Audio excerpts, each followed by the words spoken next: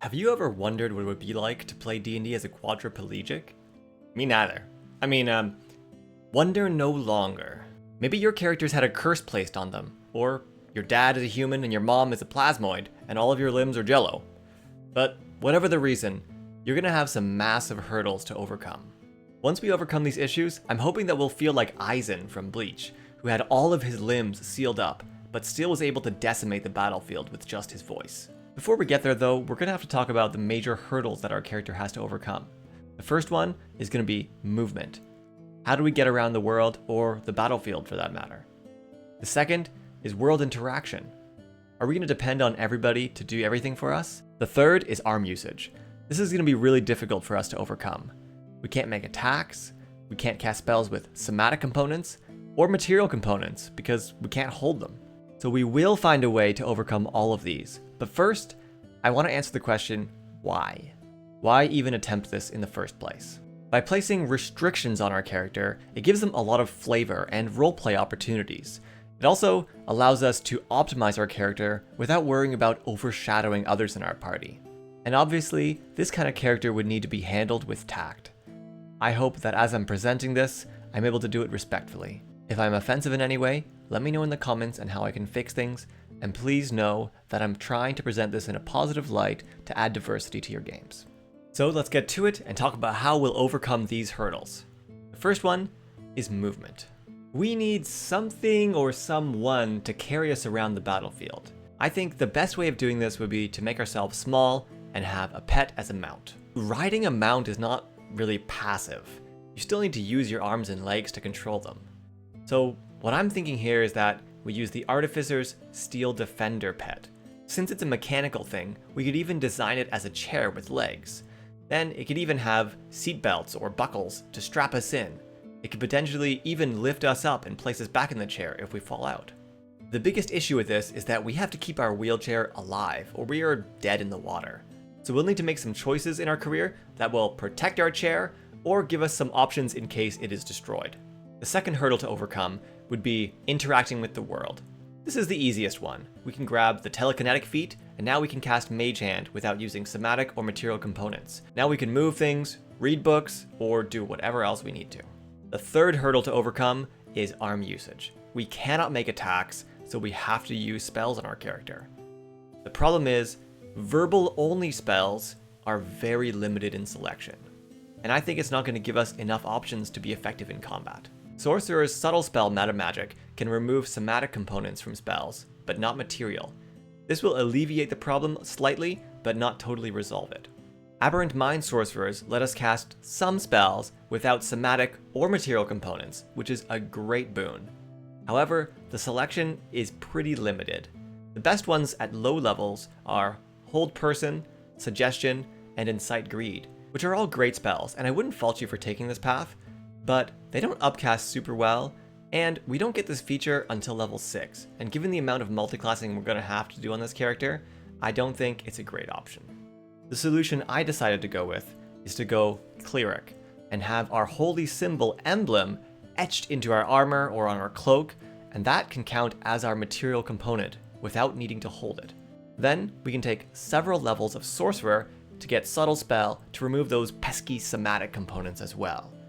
Done this way, we can cast nearly every spell on the Cleric's list, and the ones at a lower level actually upcast very well, so multiclassing a lot doesn't interfere too much in this either. What I mean by almost every spell on the Cleric's list, what I exclude are those spells that consume material components. These ones our Holy Symbol emblem can't take the place of, but it might make sense for us outside of combat to use our Mage Hand to cast them. It's up to you and your DM. Now that I've discussed the problems and how to overcome them, let's present this build and we'll calculate its damage, control, and durability. I'm going to be assuming that we're starting our build with fully functional limbs. This is because it takes a while for us to build up to self-sufficiency. If you're able to get some buy-in from your DM and other players, you might be able to start as a quadriplegic even at level 1. So maybe it's better for those campaigns where you're starting at a higher level, or I could really see it as an awesome NPC in your campaign. For our starting class, we're going to choose Sorcerer.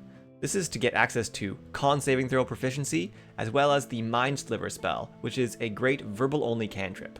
For stats, we're going to want highest wisdom, charisma close behind, and then we're going to want decent intelligence and constitution.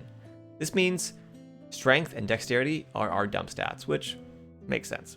For race, we're going to go custom lineage for 2 reasons. 1, we need to be small. 2, we need feats early on. Due to the amount of multiclassing in this build, we don't get access to feats until much later. So having the telekinetic feat at level 1 is really going to help us propel this forward. Then we take 3 levels of Artificer. This gives us the Battlesmith subclass and the Steel Defender. The Steel Defender is going to be our chair that we rely on for our entire career. For infusions, Enhanced Defense or Mind Sharpener might be great options here. Then we take our first level in Cleric, and we have to choose the subclass that we want to be. Let me go over the things that I would really want out of a subclass, and this will help narrow it down. First, heavy armor proficiency would be really nice because it'll let us ignore that negative dex score. Second, some option that would let us protect our chair would be really nice. Third, if it gives us a good upcastable level 2 concentration spell, that would be awesome. The number of spells we can cast per day is going to be limited by our sorcery points because we need to subtle cast them.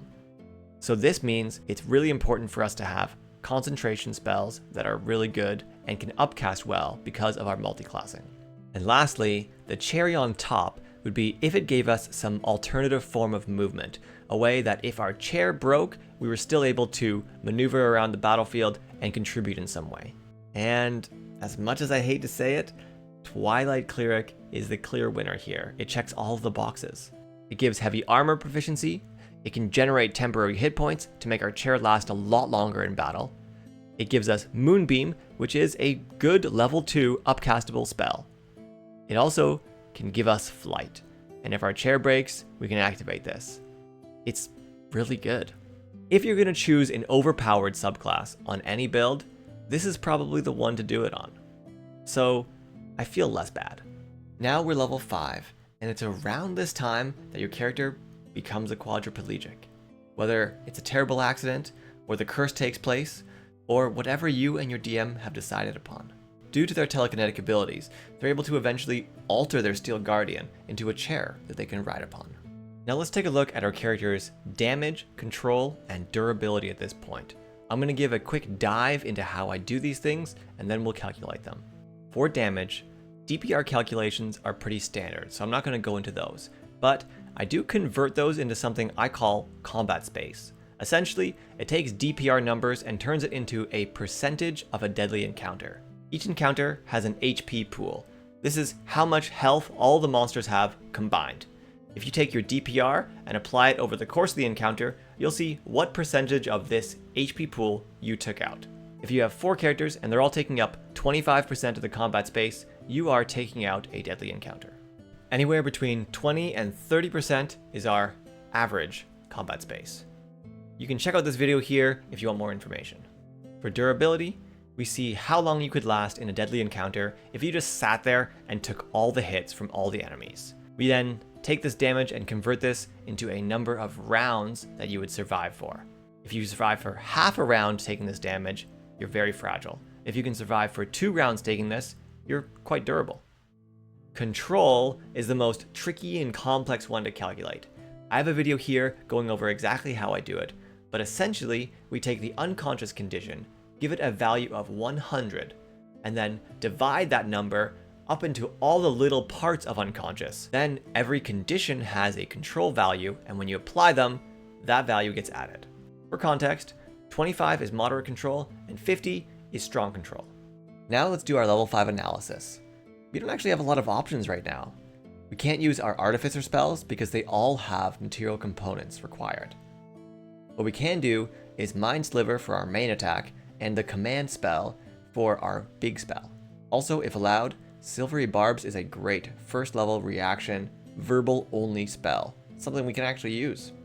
If we do command once in the battle and then use Mind Sliver on all the rest of our turns, we do 3.4 DPR, and this turns into 6.5% combat space. Now for control, let me dive a bit deeper into these calculations so you get the idea. If we use the command spell with the grovel command, we then can deny our enemies their action, their movement, and their bonus action. And then they get the prone condition as well. It's pretty great.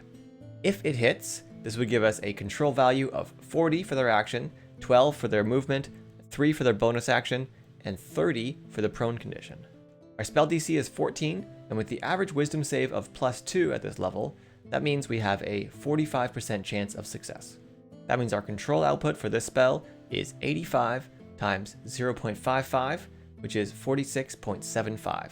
Upcasting it to level 2 means we double the targets, so we double the control, meaning 93.5. Mind Sliver reduces an enemy's save by 1d4.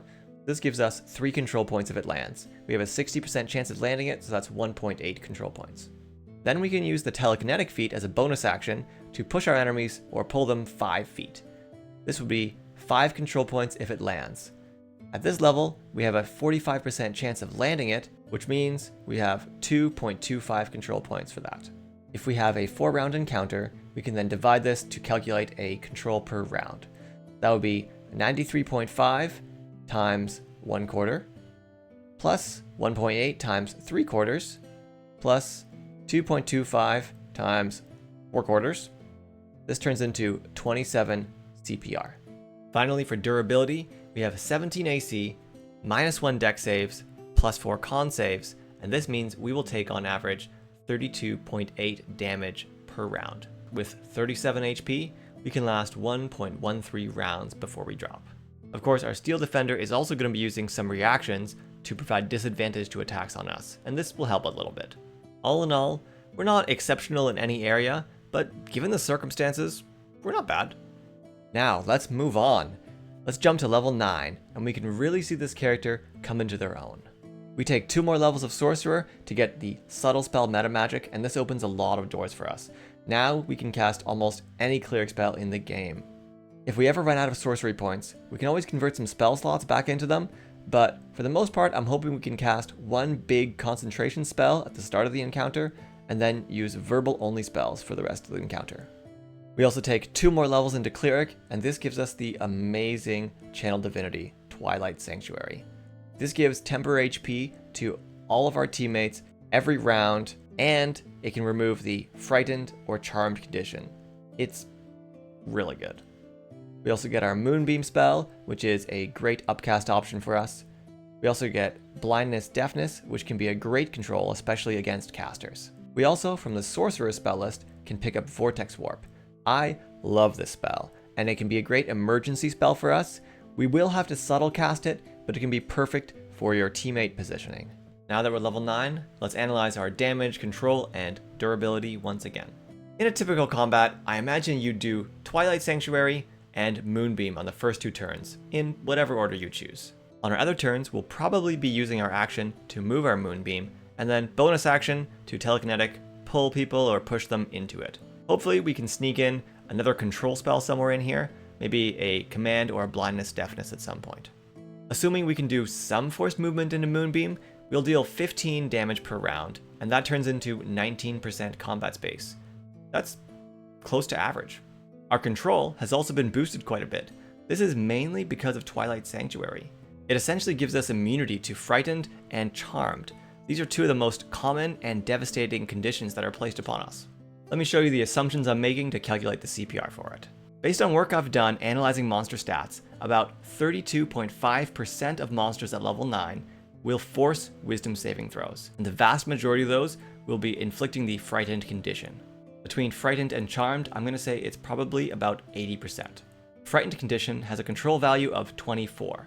If we take 24 times 32.5% times 80%, let's be conservative and assume a party size of 3, and that would be 18.72 control per round from Twilight Sanctuary. Then if we use command once and bonus action telekinetic each turn, it turns out that we get a 57 CPR. For durability, Twilight Sanctuary gives our team a huge boost. It gives all of us, on average, 6.5 temporary HP per round. Whoa. Now, we will last 1.6 rounds before dropping. Our build at level 9 is really starting to come together. We have mobility, we can contribute to damage, and we have great control. It would be so cool to watch our character move around the battlefield on their throne and watch as the enemies grovel before them. Now let's jump again once more to level 13. We take one more level of Sorcerer to get a feat, and then we continue down the path of Cleric. We get 2 ASIs, one from Sorcerer and one from Cleric. I'll use one to get Resilient Wisdom, and the second just to max the Wisdom. We end up getting level 3 Cleric spells, which is fantastic. Spirit Guardians is so good, and now we don't need to use our action every turn to move the Moonbeam. We can just keep it up and use our action to do controls. We also get the Twilight Cleric's 6th level ability, which lets us fly as a bonus action. Now if our chair goes down, we're able to have a great backup option. Imagine the boss's frustration as they destroy your chair, only to see you rise back up, floating in the air, still very much a part of the combat. Our tactics here are basically the same, except now we use Spirit Guardians instead of Moonbeam, and this frees up our actions, allowing us to cast a lot more control spells. And it also slows our enemies, which is great for our control. For damage, if we can pull someone into our Spirit Guardians a third of the time, we will deal on average 21.3 DPR, and this turns into 18.5% combat space. It's down slightly from level 9, but this is only taking into account one enemy, so it could potentially double or even triple based on what your combat looks like. As for control, we have Spirit Guardians up, which slows our enemies. We also have our Twilight Sanctuary, which protects our allies from Frightened and Charmed, and we can use our actions to do Command and Blindness, Deafness, or whatever spell we want to. I'll skip the calculations here, but our CPR is 86 now, which is fantastic.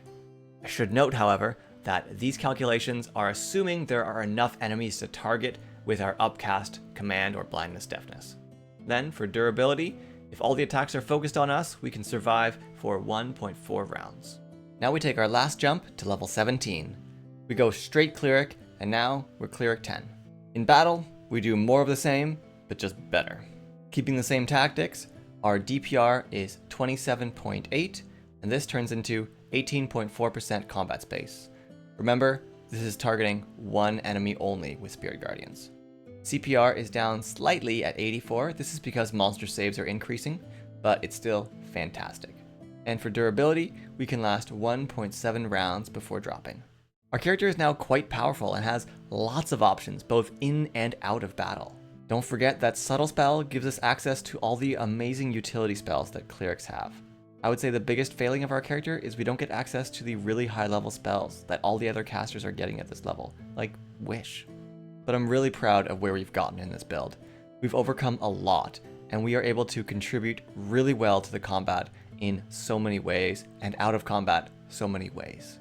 Now let's finish this build by averaging their damage, control, and durability throughout their entire career. Their damage output or combat space was 15.6%. Their control per round was 62, and for durability, they would last 1.45 rounds on average. This is a surprisingly durable build that has great control and decent damage. I could really see this build shining at mid to high levels once we've gotten through the slog of all the features we need to pick up. Alternatively, it could be a really awesome NPC that adds personality and diversity to your game, showing that anybody can be deadly, even those you least suspect. Thank you for watching, and if you're bored of builds that play the same every time and you're looking for something different, something with a challenge, I would recommend taking a look at this video here.